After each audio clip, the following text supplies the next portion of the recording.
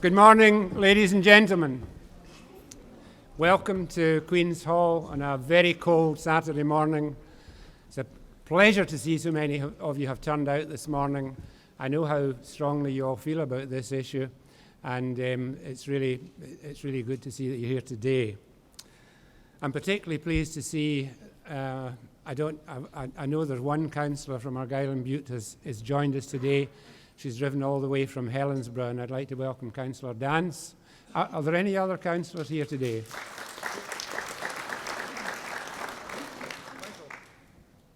Michael Breslin, obviously your local councillor, he's here.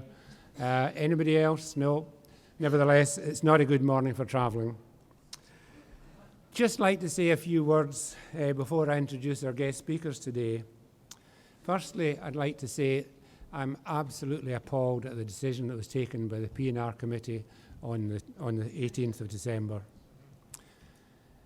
This decision was taken by, the motion was put forward by the deputy leader, but it was approved obviously by the leader of the council. Now, Councillor Walsh has been the ward councillor for South Cowal for over 40 years. He's been the ward councillor for Dunoon and South Cowal for the last 7 or 8 years. And I just can't believe that he's done this to the people he represents. I just cannot understand it. And so many people have said to me, why has he done this? They can't understand it either. And I'd like to say,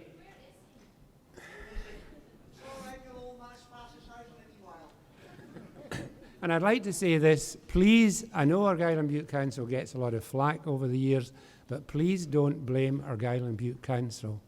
It's councillors that take decisions, officers make recommendations, and within the paper that was presented to the P&R committee, the option was there to give South Cowal Community Development Company the gift of £1 million, which would have enabled them to buy Castletower. I'm aware of other bad decisions in the past. I'm not going to take a lot of time because we're short of time today, but the one that really sticks in my craw is Dunclutha. Now, the market garden was closed down well over 10 years ago with the view to selling the property and building a new children's home to replace the old home. 10 years later, that land is still lying vacant because a local offer, a good offer, was turned down presumably by lead councillors in Argyll and Bute Council. That really annoys me, and it still annoys me today. I have to say, I'm ashamed I was a part of the administration until October when I resigned.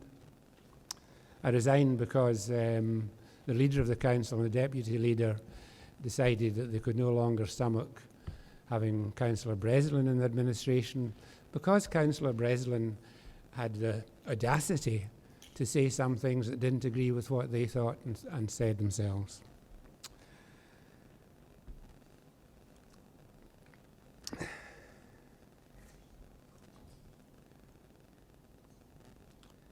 I have to say, the administration of the council that we have today are being led by the nose by the leader and the deputy leader of the council, and that is not democracy. It's not the way it should work.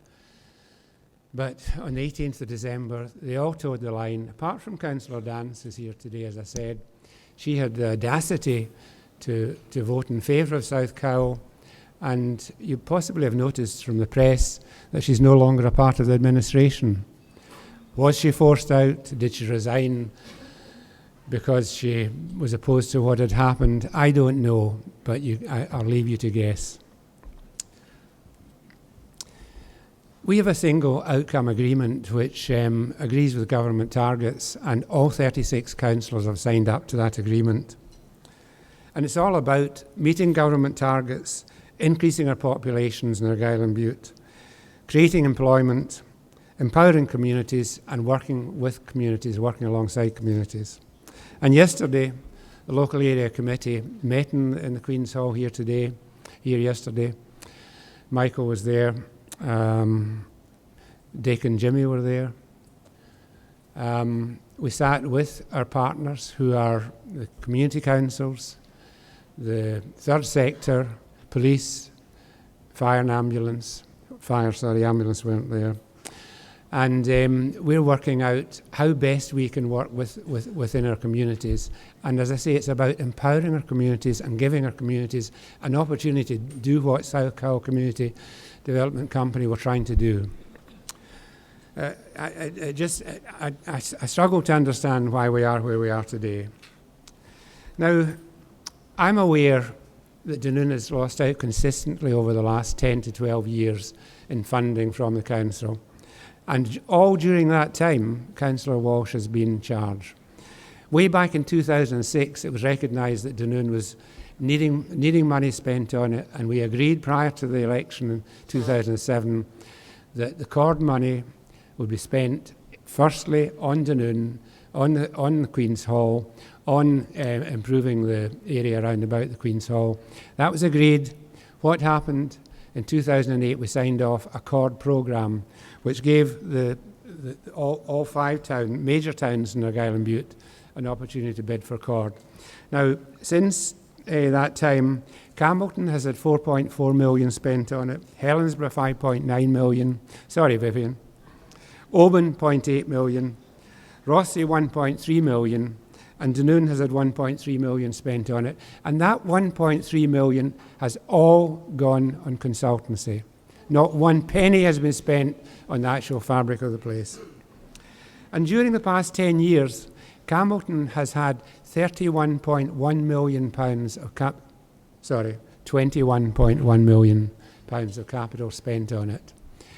Every time Campbellton came to the council with a begging bowl, they were given the money.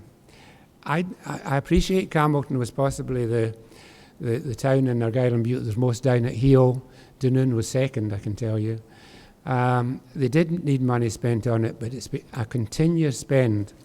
And what I am aware of is that there was an asset transfer to Kintyre Community Development Trust just recently. Didn't go through the council. I never heard about it, except it came by way of a press release last week from our community officer, press release officer. And it's the old Campbellton Town Hall, an iconic building. You possibly can't see it there. That was gifted to Kintyre Community Development Trust for nil valuation. And what did we do with South Cowal? Well, we know what happened. Lastly, my hope is that it's not yet too late, and the enormous amount of hard work that's been done by SCCDC will bear fruit. And I hope that the speakers today will give you some encouragement in that respect. Now, we had hoped that Leslie Riddick would join us today. Unfortunately, her mother died. That's, we feel extremely sorry for Leslie, but it would have been great to have had her here today. However, we've got Michael Russell, our own MSP. We've got Peter McCall from Commonweal. It's a non-political think tank about better ways of working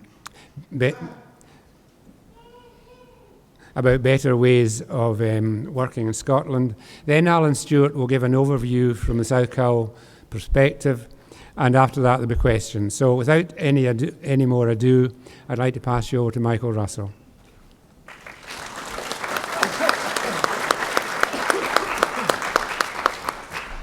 Thank you, Bruce, and it's great to see such a turnout here this morning, considering the weather. I think Peter's the one who's come furthest, but it was quite a long journey from Glendaruel, I can tell you, given the state of the roads. But I wanted to be here because I want to stress a number of things that this isn't before I go on to what it is. This isn't a party political gathering. I'm pleased to see Alan Reid here, and I hope that that indicates that right across the political spectrum, there is support for the campaign to save Castle Toward. And I'm actually not here because I have a long-standing series of disputes with Argyll and Bute Council, although that is true, I have to say, and Argyll and Bute Council, of course, is presently under supervision from the Audit Commission because of its poor performance. But that's actually not the focus of what we're on today, too. And I'm actually not even here because of my admiration for the work that Alan and Derek and a variety of others have done to take this idea and this concept and to make it real. The reason I'm here today because I think something very wrong is happening to the community in South Cowal. And as a local MSP, my job is to stand up for those communities that are being badly treated, no matter by whom. And it adds, unfortunately, a great deal of insult to the injury that's being done, that the damage that's being done to South Cowal is being done by your own elected councillors, or at least two of them. And I think it's very, very important that we say that at the outset. It is actually quite astonishing to see two elected councillors from the ward who are not prepared to back the community, because the community has expressed its view very clearly in a ballot to back the community in essentially achieving what the council wants to achieve, which is a growth in the economy, a growth in the number of jobs, and the use of assets that would otherwise go to rack and ruin. But alas, you're not unique, because I cover the whole of Argyll and Bute. And when I go round Argyll and Bute, I see again and again places in great difficulty because of extraordinary poor decision making. And indeed, you don't have to go all the way to Toward to see that. You could just walk outside this hall, and we'll do it in an hour or so to walk down the street. Go outside and stand at the pier. And let your gaze go up, first of all, to the flagpole. Because in Dunoon, the flagpole, the council flagpole, isn't allowed to fly the Saltire. I mean, I just think it's ludicrous to have said that. But that's the situation. During the Cowal Games, the only flagpole that wasn't flying a flag at all was the one that belonged to the council that sits above the town. Now, that's a decision made by Dick Walsh, a decision that has been imposed upon the community right across Argyll. Now, that might seem a bit silly. I mean, that's not a massively important thing. But look down. Once you've looked up at that flagpole, look down. Look down at the wee lodge house that sits by the road. That's a lovely wee building. It could have been used as a house. It could have been used as a shop. It could have been used as an office. Its roof has fallen in. You can see the roof timbers. You can see the slates. The New Observer had it on its front page last week. And that's a building which belongs to us, just like Castle Toward belongs to us. And it's been left by Argyll and Bute Council to go to rack and ruin. And in fact, whichever way you come into the town, you see the same thing. If you came in through Sandbank, as I did this morning, you passed the school. There was a building that was being used by the community. It's now it's gone. It's been demolished. It got into such a state that it couldn't even be allowed to stand. And in Oban, you've got Kilbowie and Rockfield. The community wants to buy Rockfield. I'm meeting them on Monday, and they're going through the same sort of experience, beginning to realise that whatever the council said at the start of the process, it doesn't look as if it's going to finish the job with them. And that's true in Lochgilphead. Community group in Lochgilphead that wants to buy council land, which has lain derelict for 40 years, is now being told, 6 months after inquired about it, that there is a possible other use for the land. Nobody's saying what it is, as a result of which they won't be able to access it. So something's gone wrong. Now, I don't understand this. Like Bruce, I'm completely baffled by this. Because the reality is that each of the community groups that wants to get involved in this way wants to make something of these assets, to actually make sure that they're used for the benefit of the community. And I've really looked hard to see if I could find the reason why the council is behaving, why Dick Walsh is behaving like this. But all we hear are excuses. The issue of state aids is an excuse. And I tell you that not just because I used to be the minister with responsibility for community buyouts when I was Environment Minister and dealt with state aids, but I've now got it on the record from 2 Scottish Government ministers who deal with this on a daily basis that the state aids issue does not apply in the way that the council is trying to apply it, but they say it does. The other reason they give is that the business plan doesn't stack up. Now, the Scottish Land Fund awarded £750,000 to the buyout, the largest award it could make, on the basis of the business plan. This bid is backed by Highlands HIE on the basis of the business plan. The Scottish Government is backing it on the basis of the business plan. But according to a group of people who I try to be charitable, but I don't think any of them have ever even run a whelk stall. According to them, this business plan doesn't add up. And the third excuse, of course, is that the community needs another £1 million, and therefore we'll just give it to them and that'll solve things. Now that's the worst excuse of all, because that is a deliberate and cynical attempt to destroy the buyout. Because in the council papers themselves, the buyout says they do not want the £1 million, they can't take the £1 million, and the £1 million would derail the bid. That's clear in the papers.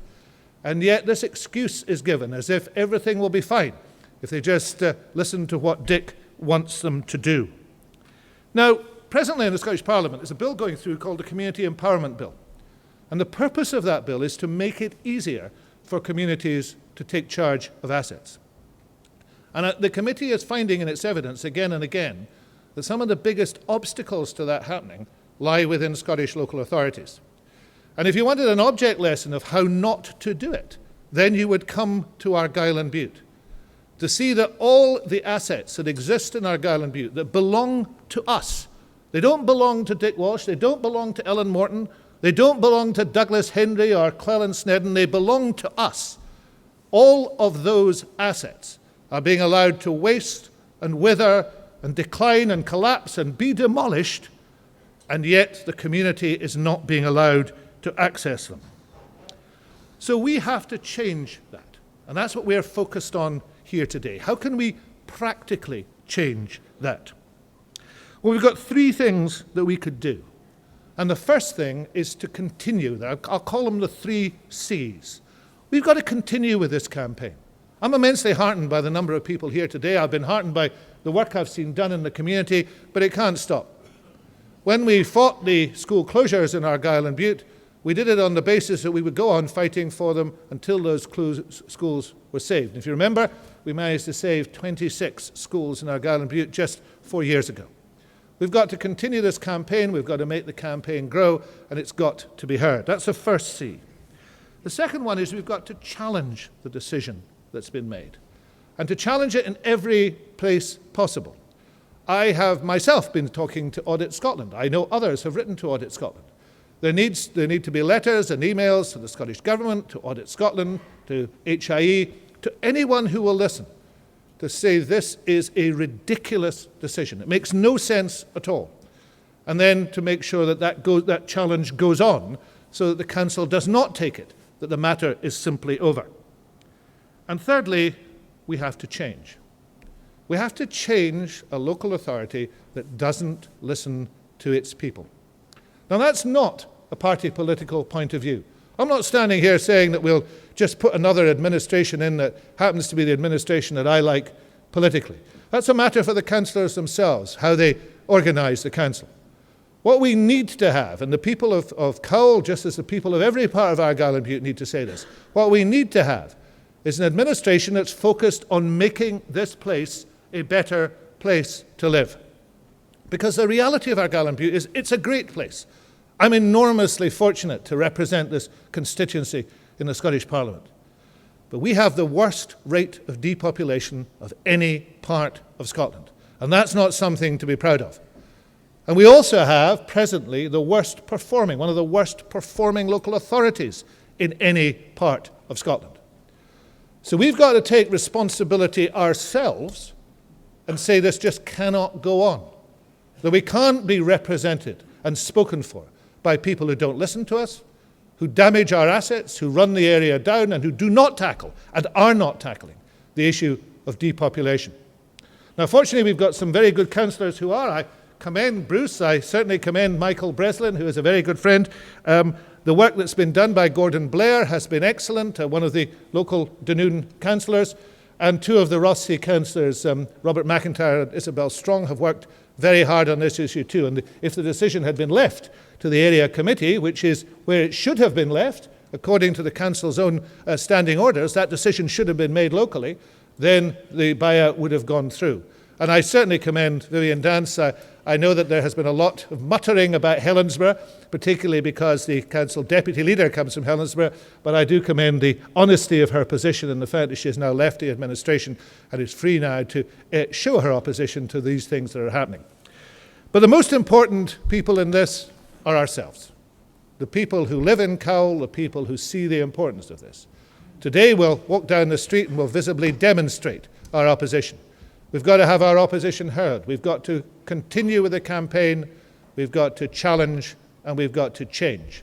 And if we do those things, then I'm absolutely certain that we will save Castle Toward, because in saving Castle Toward, we'll save the future of Argyll itself. Thank you.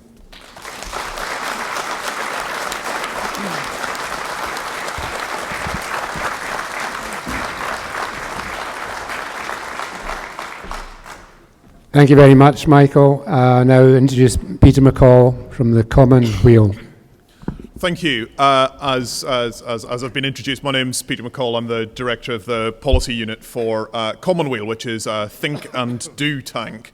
But I hope you'll forgive us for the silly name.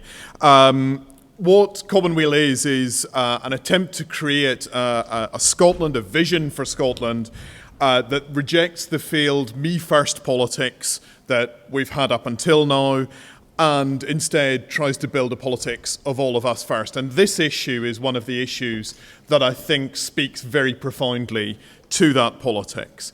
And in some ways, I'm really sorry that Leslie's not here to speak to you, because she's a very inspiring speaker, and obviously the situation that she's in is not one we would wish on anyone. But in some ways I'm also glad, because I think there are real continuities that we can make between what Leslie would have said and what I'm going to say.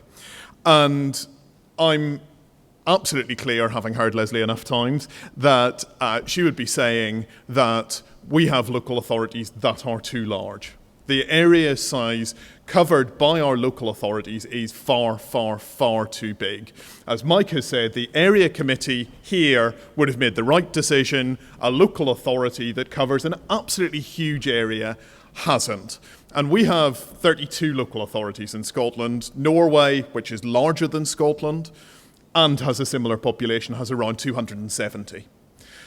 That would give communities much, much more local autonomy and local control over their lives. And as somebody once said, whatever the question is, if the answer is 32, you're asking the wrong question. So Scotland has the largest local authorities of any developed country. Any developed country. Not just countries in Western Europe, but any developed country that you look at. And we have some of the largest wards in the developed world. And that means that councillors have a really difficult job. But it also squeezes out communities, because you have a small number of people given really, really big decisions to make. And sometimes they take their eye off the ball, and sometimes there are conflicts of interest at play. Most importantly, it squeezes out the community. And it feels to me, I'm not from here, but it feels to me like the community has been squeezed out of this decision. And that's something that we need to stop. We need to stop communities feeling like they've been squeezed out. One of the most interesting pieces of Leslie's work was on the Isle of Eigg, where she helped to catalyse a community buyout. And there's a really interesting set of arguments around that, where the Landowners Federation said, it will be a disaster if you let the community run their island. It will be a disaster, because what they'll do is they'll just flog everything off. They'll make an absolute mess of it, because they're not professionals. What we need are professionals in charge, and we are professionals. Now, anyone who's been to Eigg knows that Eigg is as close to paradise as you can find on this planet. And that definitely wasn't the case 20 years ago when it was under a landlord's ownership. Sorry? I'm talking rubbish, am I? Why do you say that? Uh-huh. The community's the worst landlord you've ever had. Well, that's really interesting. I mean, I think this is that also speaks to what I want to talk about here, because I think we need a way of making decisions that allows us to discuss fully with ourselves what it is that we want for our communities. Our communities, at the moment, have to go cap in hand to a council and ask for loans to help to buy buildings. They're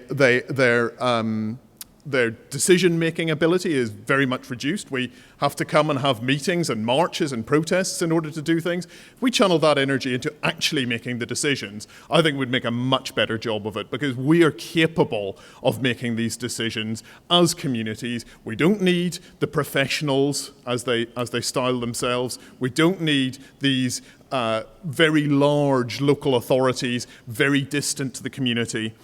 And also, I think we need a style of politics that allows us to make decisions in ways that don't involve voting once every 4 or 5 years, sending somebody to make those decisions for you, and then having to wait possibly 4 years. I mean, in this case, 2.5 years before we can have a say about whether that person gets re-elected, about issues that they couldn't possibly have foreseen, or issues that that the community hasn't raised yet.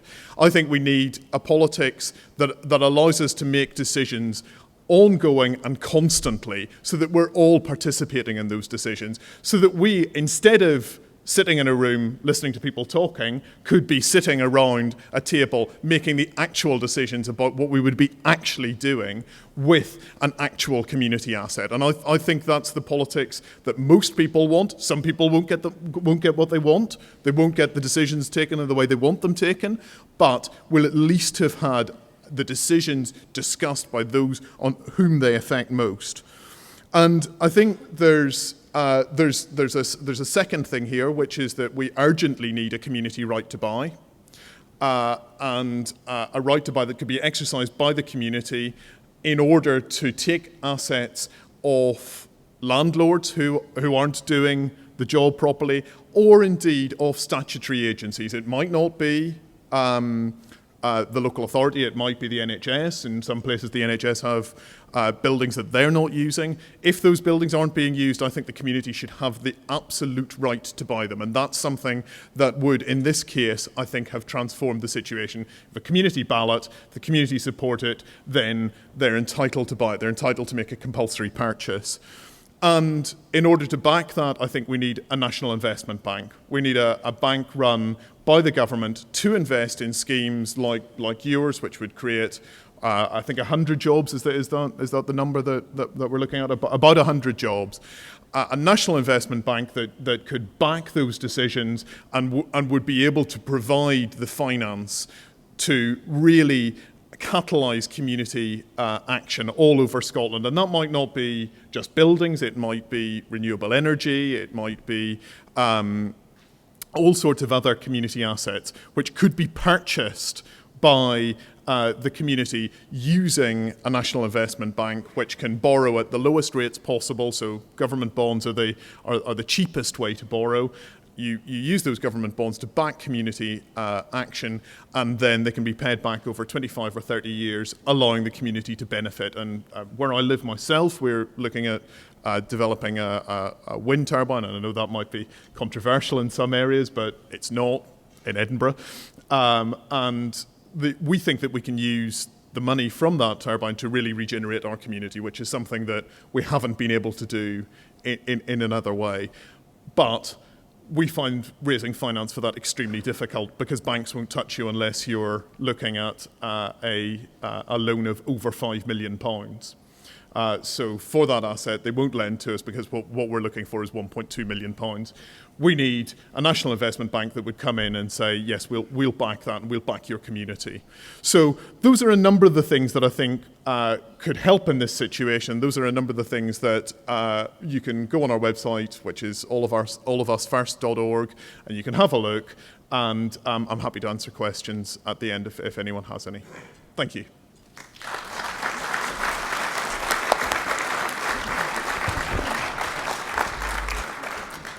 Thank you very much, Peter. Now I'd like to ask Alan Stewart to give an overview.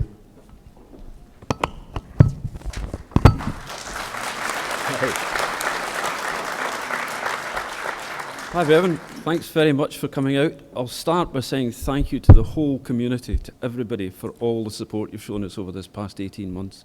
It really has been very, very much appreciated.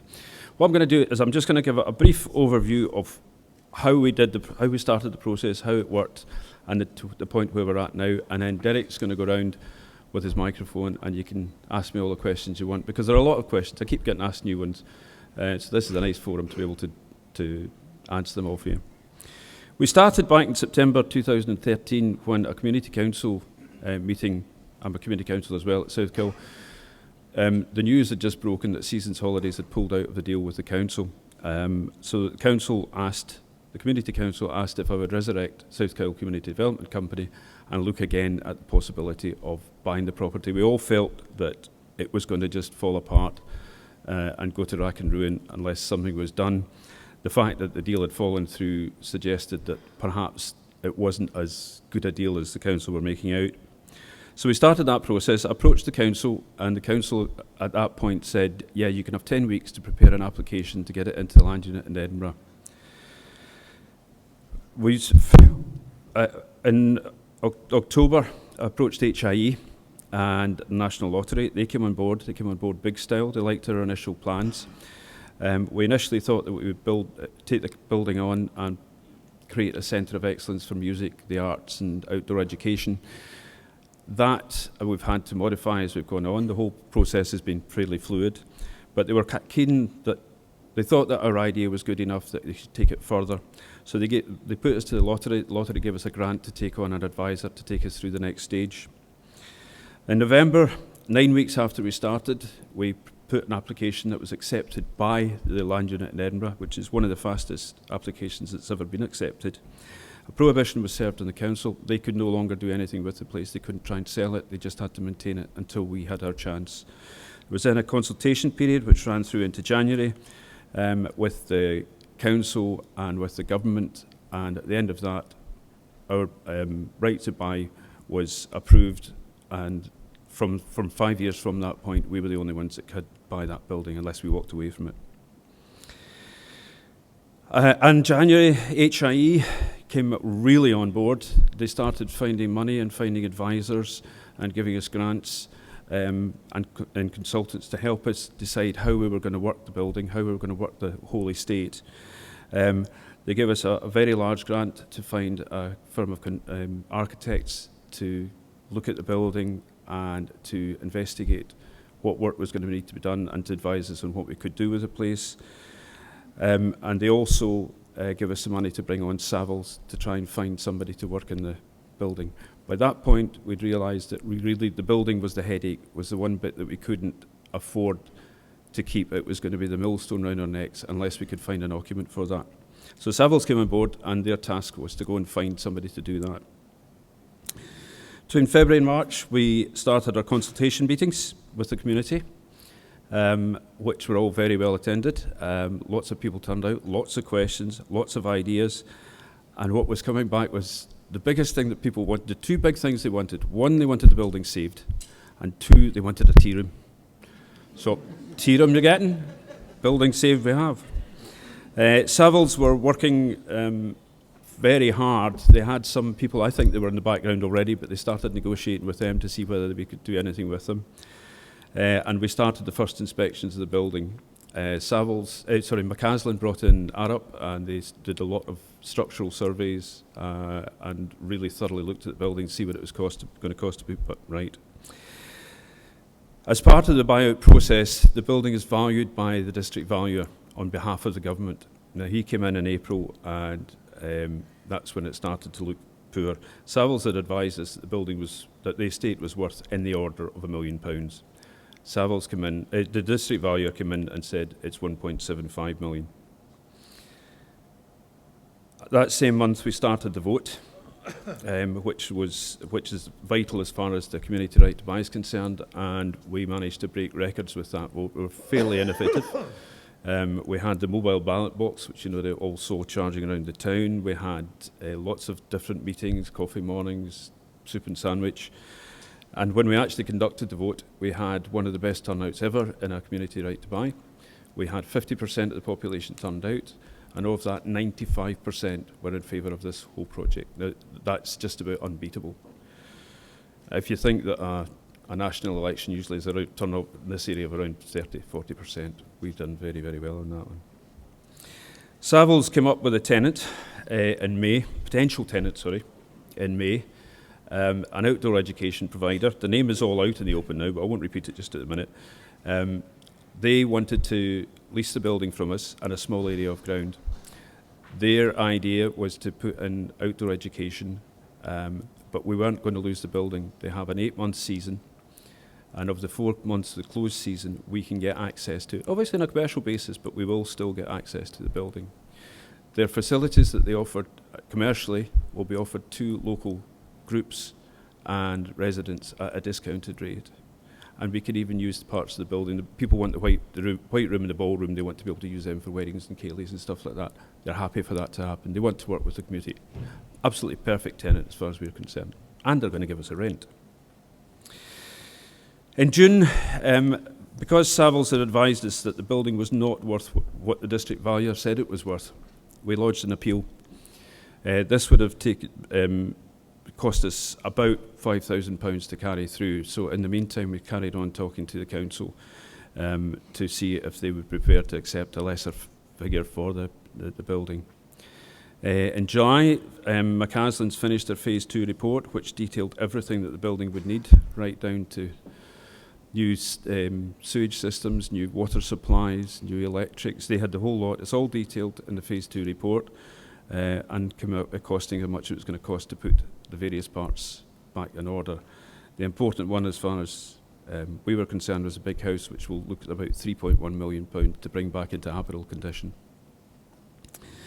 In August, our negotiations with the council over the value looked very promising. They were suggesting that if we were to drop the appeal and address a couple of issues, then they would be comfortable negotiate reducing the price by £1 million. On the strength of one of those meetings, we dropped the appeal on the valuation. That was a mistake. September, we prepared huge piles of reports. We had to get more money from HI to do it.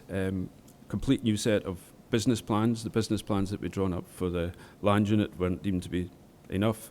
They wanted 10-year projections of financial projections and a whole pile of other bits and pieces. We prepared them for their meeting the end of September. That meeting postponed the decision into October, saying they needed yet more information. We prepared the more information, gave it to them for October the 30th.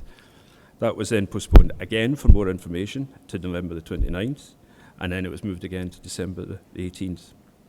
On December the 18th, the council decided that they weren't prepared to reduce the asking price for the building, despite the fact that we know it is worth considerably less. What they have offered us instead is a loan of £1 million so that we can buy the place off them. That loan, the repayments in that loan will be deferred for 3 years. They won't be dropped. The interest will be deferred for 3 years. So in year 3, there'll be another £1.18 million. The total debt will be £1.18 million. The other thing they've offered us is that we take the loan, and then in year 3, we hand back an area of land equivalent to the value of that loan. We have 3 choices with the loan. We can either accept it and frantically try and find a way of getting the £1.18 million for year 3 so we can clear it straight away. We can accept it in the full knowledge that we cannot afford to repay the amount. Our business plan shows that we can't support it. We told them we couldn't support it, and we told them that we couldn't lumber the community with a debt, and a considerable debt, with a struggling repayment programme. Or we can accept it, we can agree on what area of ground is worth that much land, and then we can just hand it back at the end of it. They will get back a building beautifully done up because we've managed to access the money from HIE to get it done up. They'll get it back with a tenant in there and a regular income. We cannot accept a loan. It would be immoral for us to lumber you, the community, with a loan. As directors of the company, it would be wrong for us to take on a loan, knowing that we cannot repay it. We've all been through directors' training as part of this process, and the training says you cannot do something like that. I don't think the charity regulator would be happy if we took the loan on. So that's where we are just now. The support since the 18 has been fantastic, absolutely fantastic. And this turnout is brilliant. We haven't organised this has been organised by the community, and it just backs this up, and it makes it really feel good to see it. So that's really, in a nutshell, where we are. Derek is going to wander around, and if you have any questions, please ask them, because that's the easiest way for me to explain what's going on. Ladies and gents, Alan Stewart, please give him a round of applause.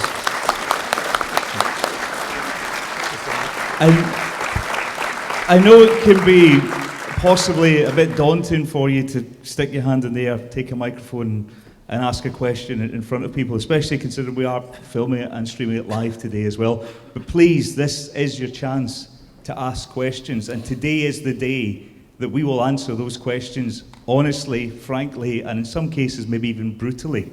So if you have a question you want to ask about the community buyout, if there's something about it you don't understand, Alan's just given you a whole pile of figures there, which sometimes is hard even for us to dissect after months of looking at them. But if you've got questions, even the simplest one, please just stick your hand in the air, give us time to get to you, stand up and we'll talk to you. And we'd like to hear an argument on both sides today as well. If you're not for what we're doing, please also stand up and tell us. Yes, sir, if you give me just a second to go over there to you, can I just squeeze past you? Up you come, stand up. And if you just give us your name first of all. Vic Sandal. While it's fresh in my mind, you said there that Argyll requested you to engage in a somewhat dubious and unethical practice of taking a loan on that, according to what you say under director's training, you said you cannot do. We can't. So why is Argyll and Bute trying to entice you into an illegal practice? I have questioned that, and others have questioned it for me. I think there's serious questions on Argyll and Bute Council's efficacy. Maybe we could actually, if we would let... It's a great question, and it's a very difficult question to answer, you must appreciate. I think maybe our MSP, Mike Russell, might be able to answer that. I think that gets the heart of the matter, to tell you the truth, that gentleman's question, because I think that there are two problems with the loan. One is I don't think the motion proposing the loan at the council was competent, because the councillors already knew that the community wouldn't take the loan, couldn't take the loan.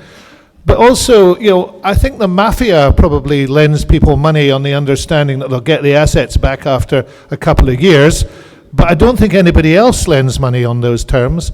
And I do think an offer to lend money with an understanding that the people you're lending it to will default and then you'll get their assets back is probably illegal. So I do think there is a big problem in where Argyll and Bute Council now finds itself. I think they stopped payday loans, did they not? That's a good point. If anyone else has a question, please raise your hand in the air. We'll get to you in just a little second. Someone who also would like to speak today is Alan Reid, who is your Liberal Democrat in the area. As you probably noticed today, it is cross-party, the support that we have here today. So Alan would like to ask a question. Right, thanks very much. I know I always hate that this happens at public meetings when somebody makes a short statement before asking a question, but I hope you'll allow me to. I just make a short statement of support, and then I do have a question or a suggestion, possibly to go forward. I've always supported South Kyle Development Trust's attempts to get ownership of Castle Tower. The Castle Tower is a very important part of our heritage, and I think it's very important that it should be saved for the community and that it will be best looked after if it's owned by the community. So I commend the Development Trust and everybody else who has supported the Development Trust for all the work that has been done over the years. You've certainly been very determined. I can remember when the first attempt was knocked back by the Scottish Government, but that didn't deter the community. The community kept going, and when the council's attempts to sell to Seasons Holidays failed, then you quite rightly came in with another bid. And I share the disappointment of everybody that agreement hasn't been reached on transferring ownership to the local community. But I'm certainly pleased to hear today that you aren't going to give up. And as at previous meetings, I certainly promise to keep up my support to the local community and its efforts. I did write to the council in support of the community buyout, and my offer to write letters of support is still there. And I very much share the community's wish to take ownership of this very precious asset. Now, having talked to the Community Trust and talked to the council, the problem appears to be, or the major hurdle appears to be, as Alan had said earlier, the surprise that you got back in the spring when the valuer appointed by the Scottish Government as part of the legal process came up with this valuation of 1.75 million, which nobody seems to believe is an accurate valuation. And obviously Savills have come up with a much lower one.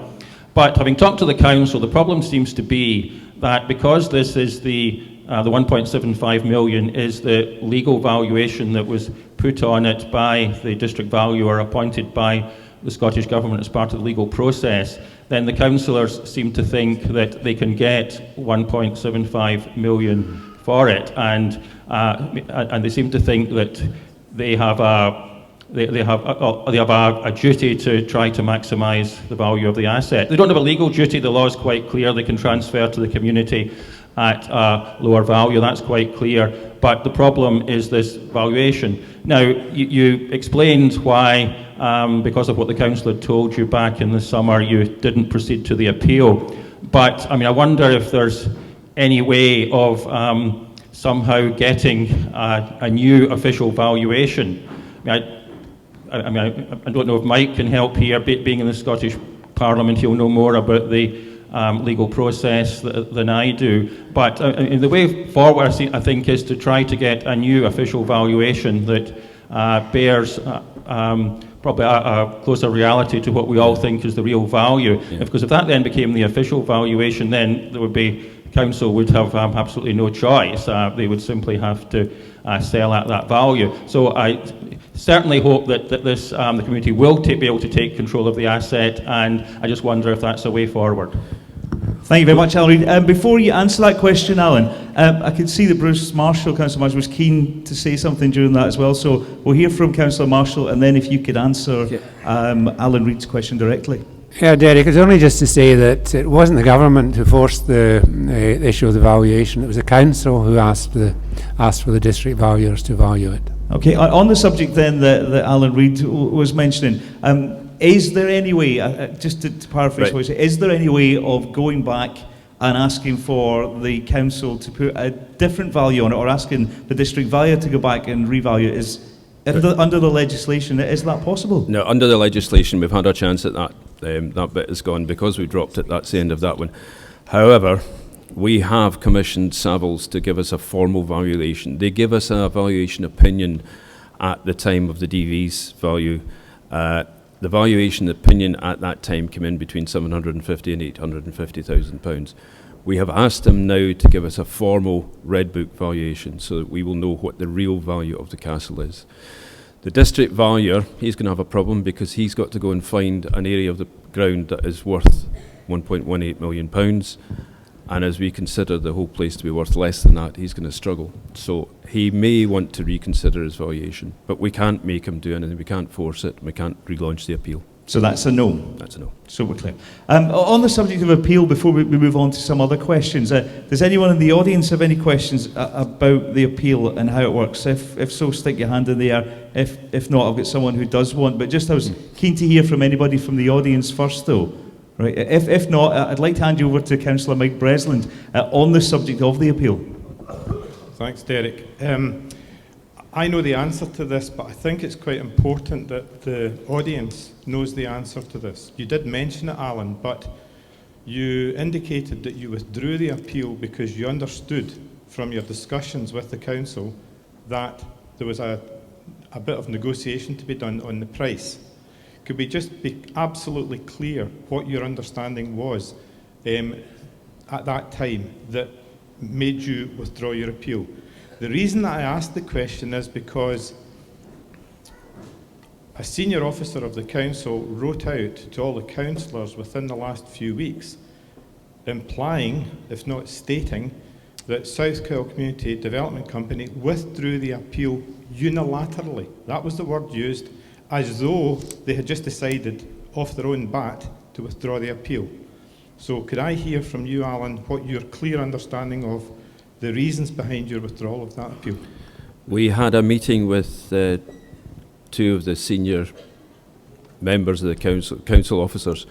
We had several meetings with them, and the one that made us agree to withdraw, they said that they would be happy to recommend a reduction in the price of up to £1 million, not necessarily £1 million, but up to £1 million, if we withdrew the appeal and if we met a couple of points they wanted addressed. We've addressed the points they wanted. They haven't offered us any form of reduction in price. It's not a discount. People keep calling it a discount, and even I've called it that. It's not a discount. It's just a more realistic value for the property. So let's be clear on that before we cut back into some more questions. The reason the appeal was dropped was because you were led to believe there would be a fruitful outcome. Yes. Is that what you're saying? Yes. Okay. Anyone else got a question? I'll come to you at the back, sir. Just give us a little Keep second. him fit. This is better exercise than I've had in months. Just like, give us your name, please. Jim Smith. Okay, Jim, what's your question? Was this meeting a formal meeting and was notes taken of the meeting? There are formal. We presented to the council officers our opinion of the notes in that meeting, and they weren't disputed. Right. Can the notes not be published to show the officials and name the officials and produce the notes to show that your version is correct? Would you be willing to?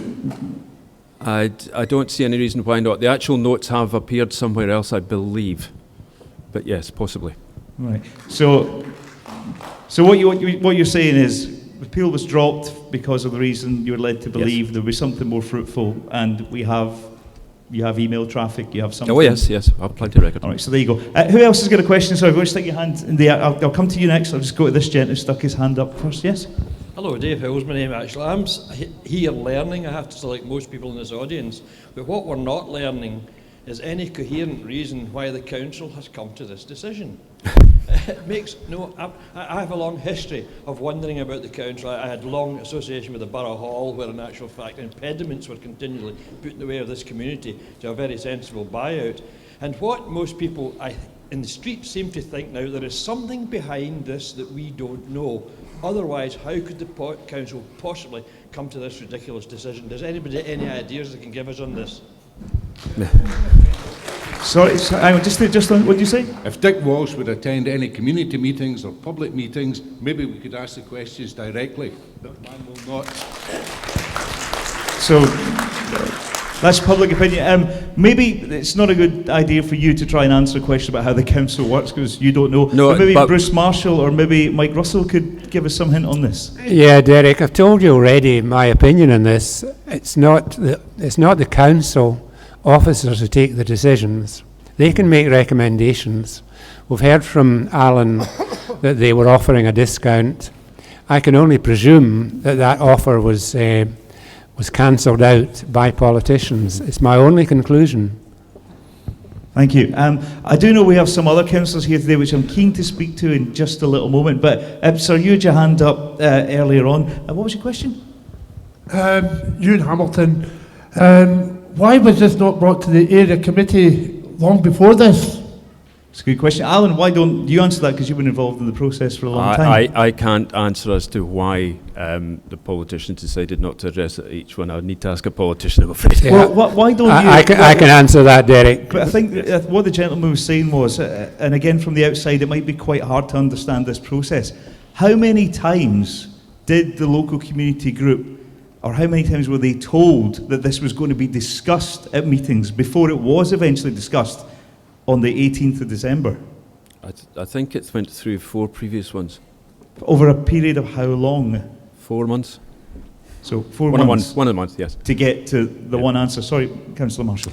Yeah, Derek. The first meeting that the council took any decision on Castle Tower was on the 26th of June. And there was an opportunity then to say, yes, we want to do this, and we'll move forward in that direction.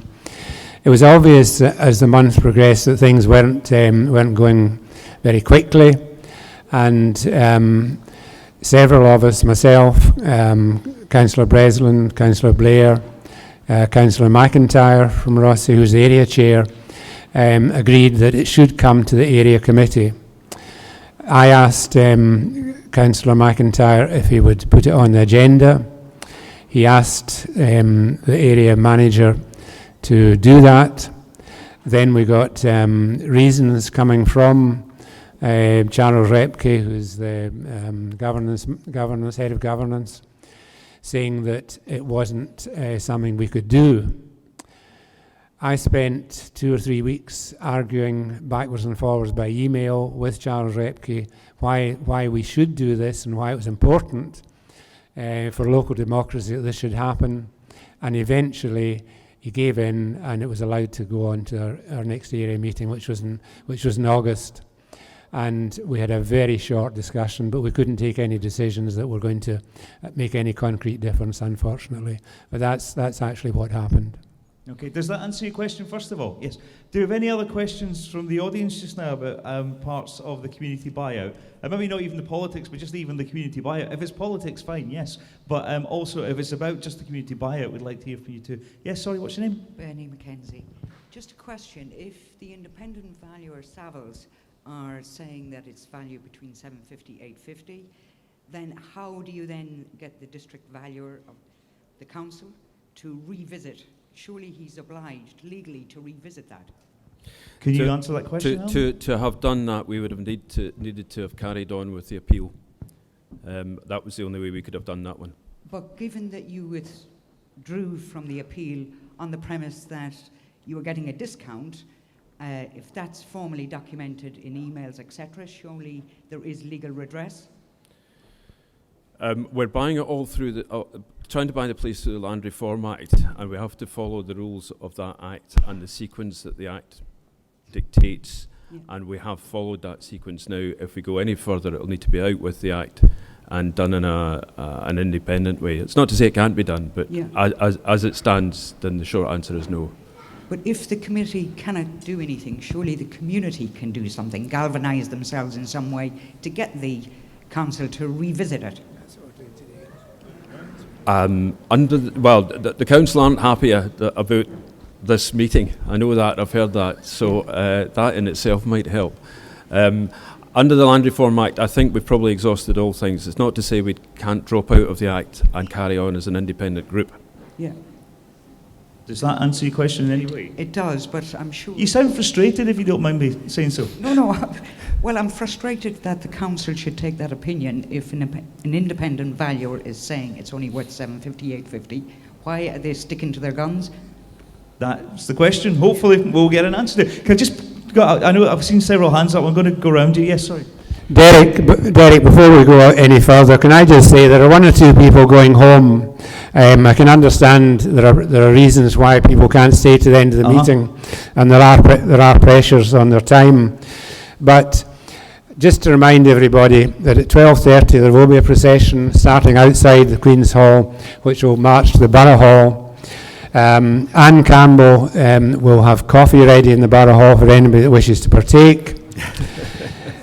As you leave this room, there will be stewards at the back of the hall who can hand out tabards and boards carrying slogans.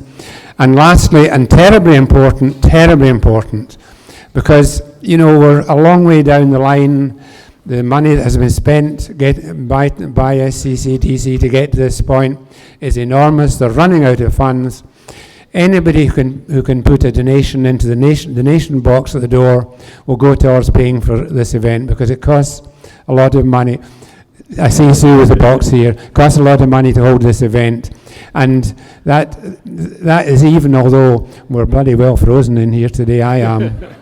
Is that a polite way of telling me to wind up? If so, what I will do is, I know there's a couple of people with hands in the air, and I'm going to come around to you very quickly. Another 20 minutes. 20 minutes. 20 minutes is all I've got for me. I could talk for longer than that. We know that. Anyway, listen, so I had that. You heard the lady's frustration at why the administration will not talk to us about a difference in price. I'm going to go to someone who was going to answer something on that.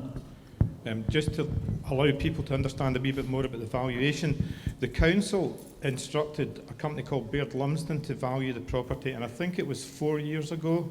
Derek, is that correct? Their valuation? Yes. Yep, and they valued it at 1.8 million. When the council asked the district valuer to value it, the first thing they did was they sent the district valuer their own valuation of 1.8 million. And the district valuer then came up with a figure of 1.75. Now, in the Baird Lumsden valuation, it stated that, for example, the services within the building were, I think the word used was... Alan Stewart will be able to tell us about more, but antiquated, and this stuff, when you're finished with it, and this is the truth, can we please have this to put it in a museum? Because we haven't got any more of these left. Yes, but the valuer said that it was acceptable, the standard was okay. But in actual fact, there's millions needing spent on it. But the point about this is that in October, I asked the council officials if they would get the district valuer, Baird Lumsden and Savills round a table to see if the surveyors between them could agree on a revised price, and they refused. I don't know. Derek, can I just... Someone just asked, and why did they refuse? Mike? Derek, can I just make a point that will perhaps help people to understand what's going on here? The council has form on this matter in terms of valuations. Earlier in the year, they were trying to sell Kilbowie House in Oban. They asked an estate agent to value it. The value put on it was £450,000. Everybody was just stunned because the building's falling to pieces. A company that had regional selective assistance, it had the money available, it wanted to do the building up. There were 15 jobs coming with that company, offered £2,000 because they were going to spend £500,000 on it. The area committee dismissed it out of hand. The area committee was allowed to decide. Audit Scotland then discovered that the councillors had not been told that the council's asset value, that's on its asset register for that building, was zero. So in other words, the councillors believed that they would get on the open market £450,000 for Kilbowie. The council itself knew that the building was in such a bad state that it couldn't be sold in that way. Now this has happened before, and the point I made earlier about looking at the other buildings around, there's something very wrong with the council's approach to disposal of its assets. It is likely to be incompetence, but it's an incompetence that's victimizing this community. The other point I would just make briefly, Derek, is that communities are entitled to be given substantially different treatment for purchase of assets than anybody else. And the official guidelines actually say, just so people are aware of this, that a local authority can take into account the economic development or regeneration, the social well-being or environmental well-being of the community. So this isn't giving an asset away. Councils need to think about that when they're disposing of assets. And Argyll and Bute Council never think about that. They only think about whether they could get a big cheque. And usually, in fact, inevitably, they fail to get a big cheque. So we all pay the price. Alan, surely this is sorry, I'll let you go. Surely this is the crux of this whole problem, is it not? Is the fact that there's a value of £1.75 million put on this property by the district valuer, a non-evasive value, a survey done by walking around the grounds and comparing it to other things which may have been on the market similar to it, compared to the actual market value, which we are due to produce this week, which shows how much it is worth if it was to be sold on the open market. Surely if we walk away from this process now, come the 31st of January, the building is only going to be worth market value. The estate's only going to be worth market value. Even though the district valuer is valued at £1.75 million, if it's only worth £800,000, this £1 million that you keep talking about as a discount, surely in reality it doesn't exist. It doesn't exist. The building's only worth as much as you'll get for it. When we put the value, when Savills come back with a full valuation, we'll let everyone know what it is. It will be under £1 million. But what, are you standing here today? Are you confident saying that the value of the Castle Tower estate is sub £1 million? Now, be clear to everybody today. It is under £1 million.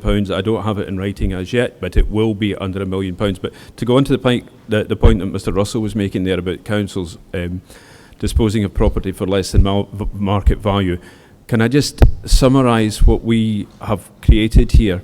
We've created the biggest buyout potentially in history. There will be 100 jobs if we get to do what we want.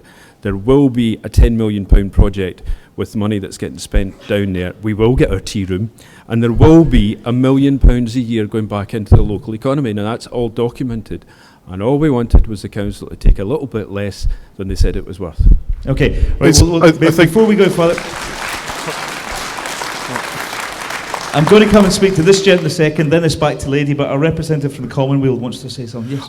I just want to say, I think there are a couple of really interesting things here. Firstly, it's the current right to buy that we have requires purchase at market rate, even if that is going back to a public authority. Now, there's no reason why we couldn't change that if it's going to a public authority and take into account the social and economic benefits to that community. And I think that's something that we might want to look at through the Community Empowerment Bill. And the other point about this is that at the moment, this property is a liability to the council because they're paying to have it not used, which seems an absolutely extraordinary situation to be in. But herein lies the problem. It's a liability to the local authority, but if we take on a £1 million loan, as well as give over £750,000, as well as taking on running costs, we then send that liability to the community. And then from day one, we've always said that's something we're not going to do. Mike, just before you speak, can I let this gent speak? Yeah, of course. Waiting for a long time. Sorry, sir.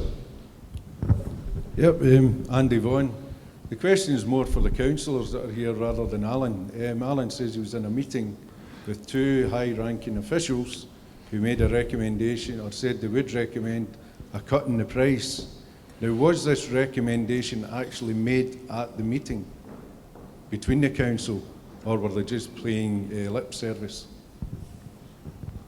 So in other words, was this something that was just said in passing, or is this something that higher ranking officials are aware of? I think that's what the gent was asking. I think from what Alan said, this is a meeting between South Carol Community Development Company and two high ranking officials, no councillors involved.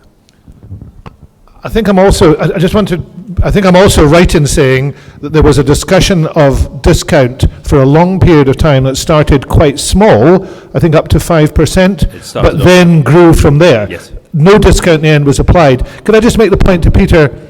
Local authorities are entitled to sell below market value. No other public authority is, but local authorities are, and the guidelines I quoted there are some of the guidelines by which they can judge those things. So although some legislative change is needed, it's not needed for this purchase, not at all. Well, thank you. We've got quite a few questions to get through. I'm going to work my way back down the front of the hall. The lady who was very frustrated earlier, I think we've even made her even more frustrated now, so I better let her speak.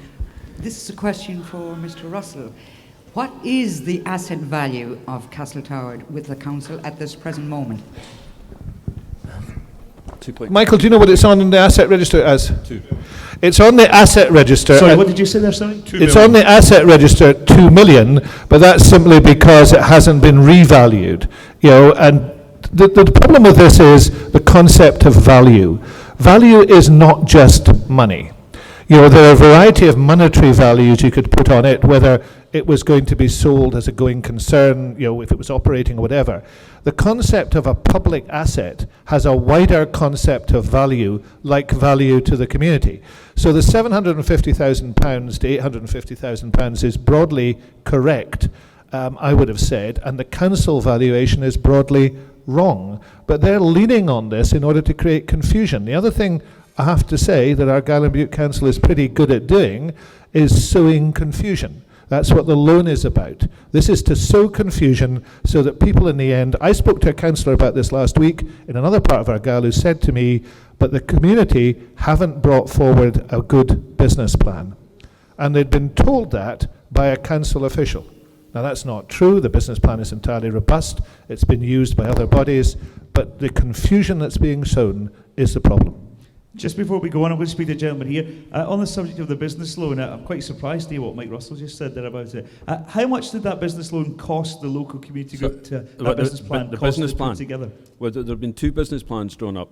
There was the first one for the How right much to buy. money did it cost? The first one for the right to buy cost us about £6,000. The second one for the council cost us about £7,000. Right, and the people who produced it for us are industry recognised figures?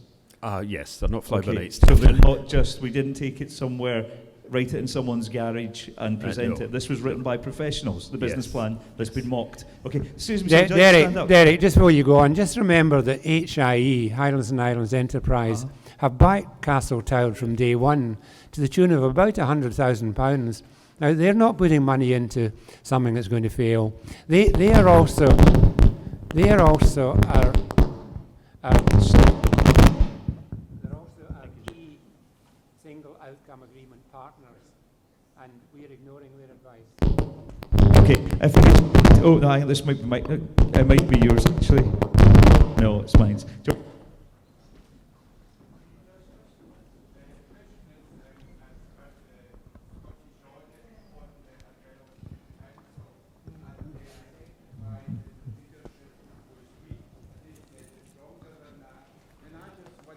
People that voted for the lead councillor, why is he not at this meeting to face the people that voted him in and elected this community down?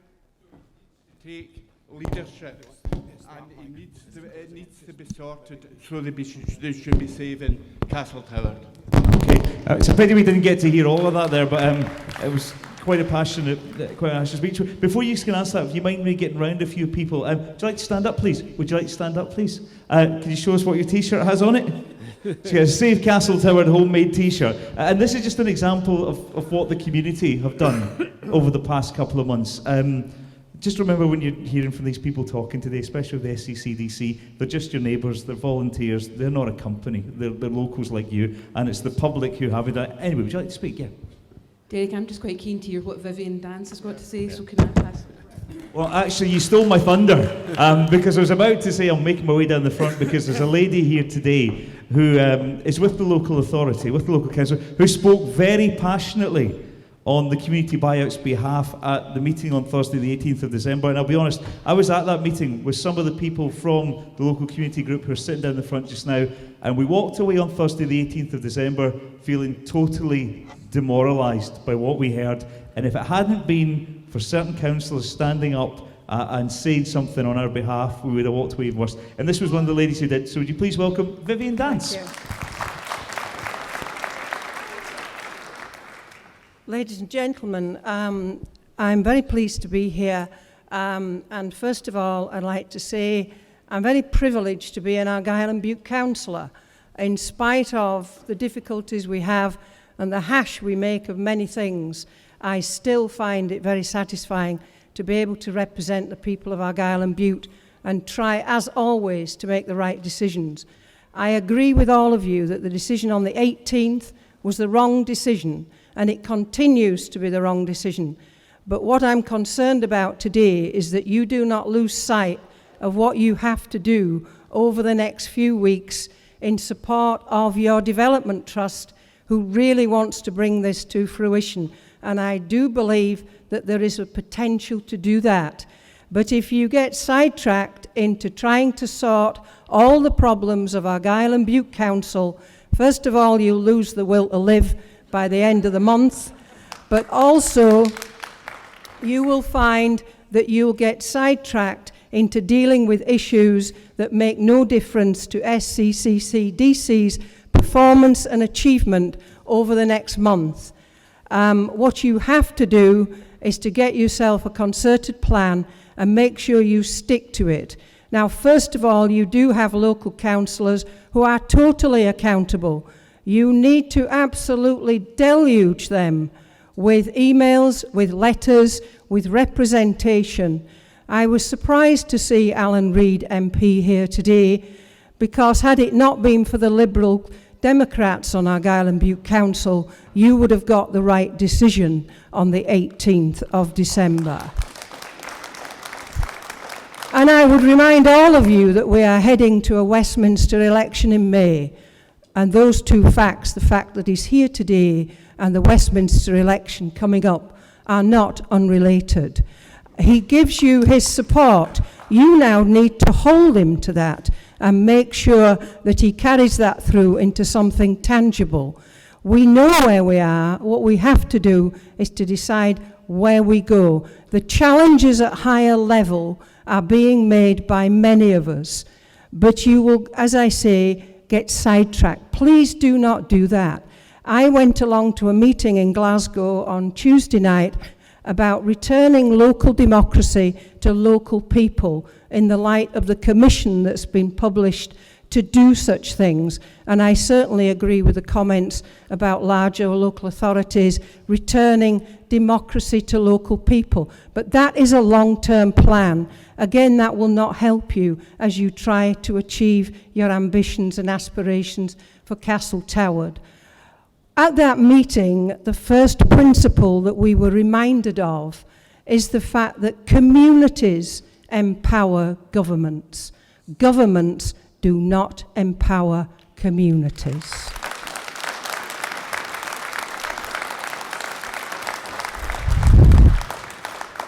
I must have tweaked a nerve. Alan Reid's hand has already gone up. However, I will just complete by saying I was staggered as well at the meeting on the 18th of December in the council chamber, another occasion on which I was ashamed of my fellow independent councillors. I sit on Argyll and Bute Council as an independent. I have no party political allegiance. I make it clear that at local authority level, I think we should not have party politics. We should set them aside. But unfortunately, in Argyll and Bute Council at the moment, your independent councillors have given away the power and control to a very small group of party politicians, and that's the Conservatives and the Liberals. They have sold their souls. What you have to do is to remind them that their souls are owed to you as their electorate, and they must give you that support, and you have to hold them to that support.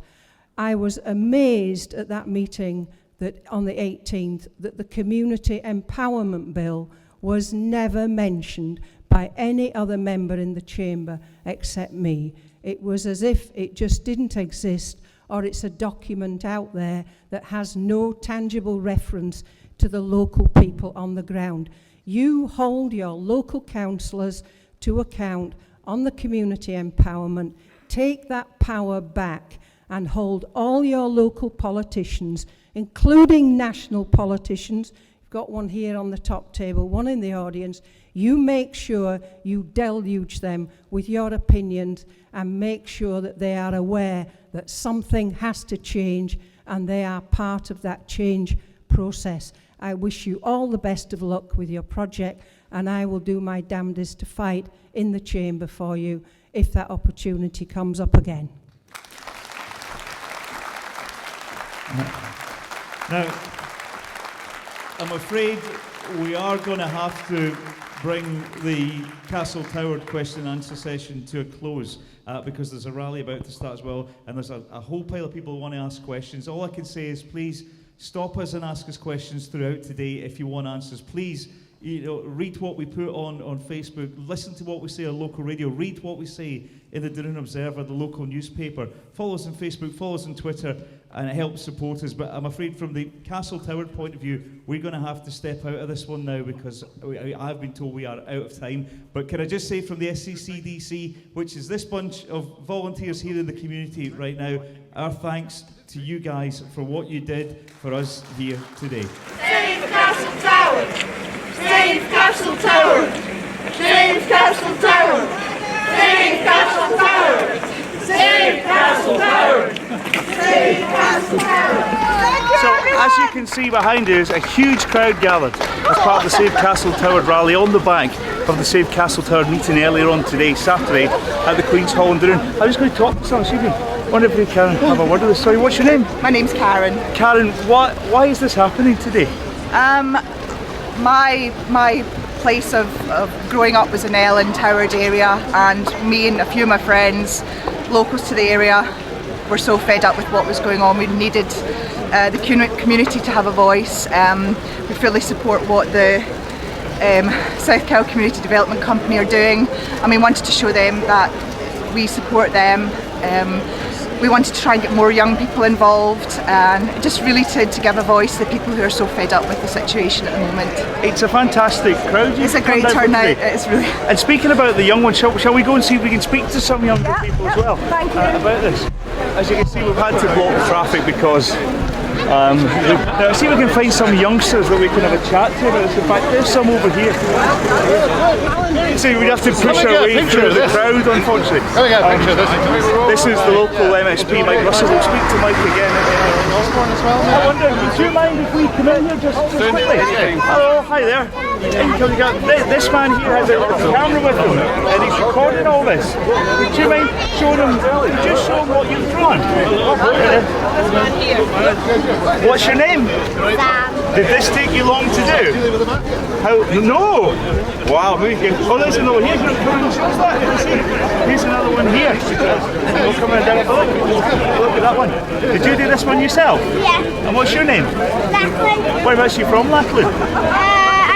And Ellen. So you live quite close to Castle Tower? Because I go to Tower Primary School. Oh, you do? Oh, tell me, have you ever been to Castle Tower? Yes. Have you seen it inside? Yeah. Would you like... Well, when I was about 4 or 2 or something. And what age are you now? 6. 6, so it's within living memory for you.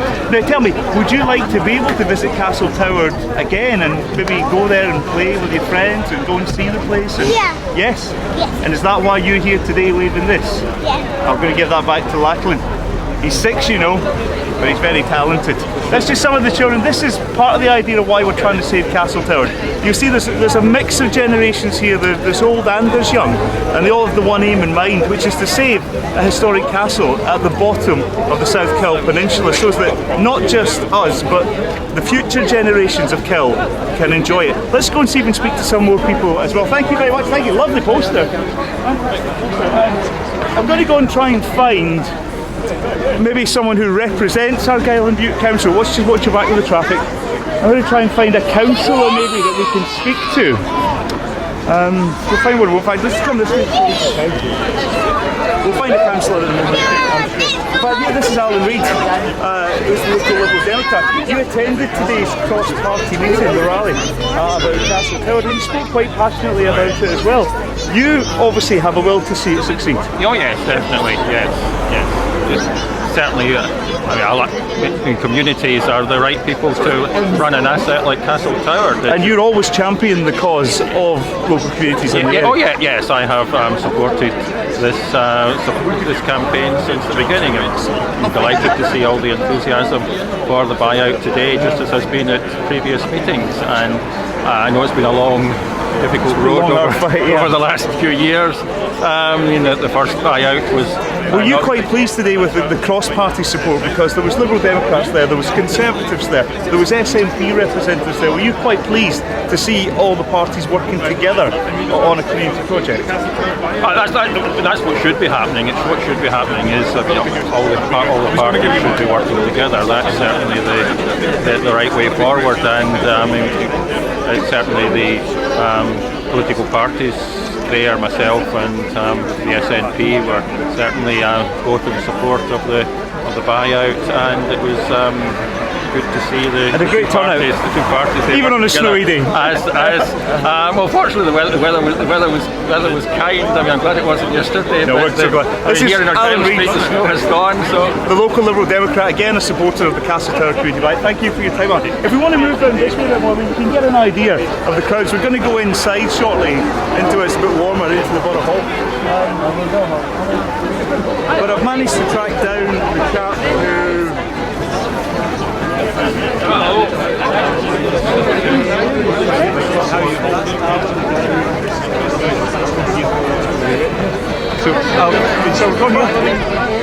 So we're going to push our way through.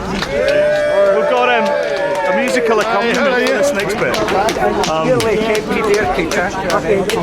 And whilst they're here playing some music, we're going to have a chat with a local MSP, Mike Russell. Mike, obviously this is a great show of support for the community today. So fantastic, and there is a huge support throughout Kyle, but actually throughout Argyll. Throughout Kyle, because people know how important Castle Tower is. throughout Argyll, because people want to see the assets of the community, the assets used in the community, and Argyll and Bute Council is becoming a byword for allowing its assets just to rot. I mean, in this town alone, we've not only got Castle Tower, we've got the Castle Lodge, we've got the school at Sandbank. People want those assets to work for the community. So what's being done in South Cowell, it has a lesson right across Argyll and actually in Scotland. Now, you spoke quite passionately today at the Castle Tower rally. Thankfully, cross-party support there today from all political parties in Kill. But you spoke most passionately about your dismay at the council saying no to any form of discount. And a lot's been made of this discount that the community group has asked for. Could you maybe just for reviewers make it clear your point on this no decision? The value of an asset is not just its monetary value. In any way, the monetary value of Castle Tower is disputed. There are several valuations. The council is going by far the highest one. The real value, as an asset to sell, is much lower. But the value of an asset in the community is also about what the community can do with it. And if we understand the value of Castle Tower only as being bricks and mortar, we're missing the point. There is no discount of £1 million. The community could use the asset to grow the community, to grow the population, which is money and time that would come back to the council. Now, the council's allowed to sell that asset for less than the book value, less than the valuation, if it's going to benefit the community. That's precisely what it should have done. And the fact that it hasn't done that shows it doesn't understand the law, it doesn't understand community development, and it doesn't understand what has to happen in Argyll to make this place economically successful. So what worries me is that what we're seeing with Argyll and Bute Council here demonstrates the failing of the council in trying to even fulfil its own policies. So you're quite strong on the point that they could have said yes if they wished. There was no barrier at all. State aids is not a barrier. I've dealt with state aids as a minister. I've managed to get an opinion from ministers on this. State aids is not a barrier. The business plan is the barrier. It's ridiculous to say the business plan isn't good enough. It's an excellent business plan. HIE has approved it, and they're pretty tough on these things. The issue of the loan is actually rather a cruel deception. There is no barrier to making sure the community buys this, and the council gets £750,000, and it's cash strapped. It's a no-brainer. The trouble is that some of the people that make the decisions don't appear to have a brain. Mike Russell, local MSP, turning out in the snow on Saturday as part of the Save Castle Tower rally. Now, we've heard from politicians, we've heard from some of the people as well. I wonder just now if we could maybe turn our camera around and see if we could maybe grab the guy who's been at the centre of the Save Castle Tower campaign from day one for over a year and a bit now, quite almost 16 months. Local campaigner Alan Stewart, also a local businessman here in South Kill, was the chap who came up with the idea of getting the community together to purchase the Castle Tower estate using the legislation called Community Right to Buy. And I'm lucky enough to be joined by Alan just now. First of all, great show of support today, even on a cold day. You must be, after the past few weeks of disappointment, quite lifted by what you've seen and heard today. It is definitely a lot better than I felt a couple of days ago. It still hasn't got rid of the problems, but it's just nice to see all the support that's there. The problems, unfortunately, are still there. How do you feel after this morning's rally? Do you feel more confident now that you can maybe get the council to do a deal, or do you believe now that unfortunately today was just your chance to put to people what had actually happened over the past couple of months and say thank you very much for your support, but it looks as if we failed? Or are you now trying to see if you can make the council come to its senses on this? I think if enough people respond to the pleas from today to contact the councillors, contact the politicians, it might make a difference. I think that's a possibility. And you read it, there's a lot being made of this £1 million commercial loan that the council would like to lend to the community. A loan that has been stated many times with interest that the community must pay back, as well as hand over money for the estate. Just to be clear, in the next few days, it's beginning to sound as if you're going to say to the council, because A, you feel it to be, by the sound of things, financially reckless and possibly immoral from your point of view, are you going to say that you cannot accept this loan? I think the answer to that one is yes. We can't accept the loan. We can't lumber the community. We've always said we can't lumber the community. It would be immoral. It would be dangerous with the company directors. It would be wrong. So no, I don't think we can. And if you do turn down the council loan under the Scottish Right to Buy legislation, and we get to the 31st of January, does that then effectively mean, if you say no to a loan and if they say no to negotiations, does that effectively mean that the community buyout of Castle Toward is over? Under the terms of the Land Reform Act, yes. The only other option we could have is to try and buy it as an individual group, as a company.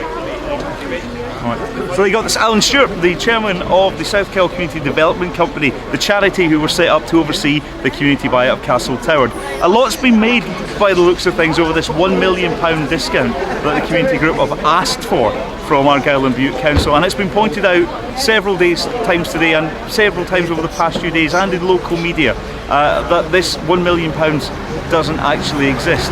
So what you have to ask yourself is, after a show of support you've seen today, and after the show of support the community have given this project over the past 12 months, and considering it brings substantial investment to the area and 100 jobs, you have got to ask yourself, what price do you put on making this community buyout actually work?